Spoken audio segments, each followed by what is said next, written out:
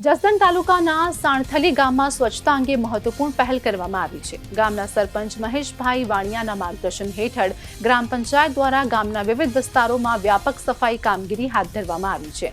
ચોમાસા દરમિયાન વરસાદી પાણીનો ભરાવો ન થાય, ગંદા પાણીનો યોગ્ય નિકાલ થાય અને ગામમાં રોગચાળો ફાટી ન નીકળે તે હેતુથી ગામની અંદર શાળા, બેંક તેમજ સરકારી દવાખાનાની આસપાસ આવેલા આશરે 6 થી 7 વોકડાઓમાંથી કચરો દૂર કરી સ્વચ્છતા અભિયાન ચલાવવામાં આવ્યું છે।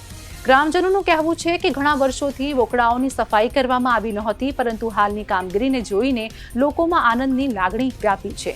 ગ્રામ પંચાયત દ્વારા એક કદમ સ્વચ્છતા કી ઓરના સૂત્રને સાર્થક બનાવવાનો પ્રયત્ન કરવામાં આવ્યો છે। આ અભિયાનમાં સરપંચ મહેશભાઈ વાણિયા સાથે ઉપસરપંચ અરવિંદભાઈ કચ્છી, ગોવિંદભાઈ રૂપારેલિયા અને રમણીકભાઈ ગુંડલિયા સક્રિય રીતે જોડાયા હતા।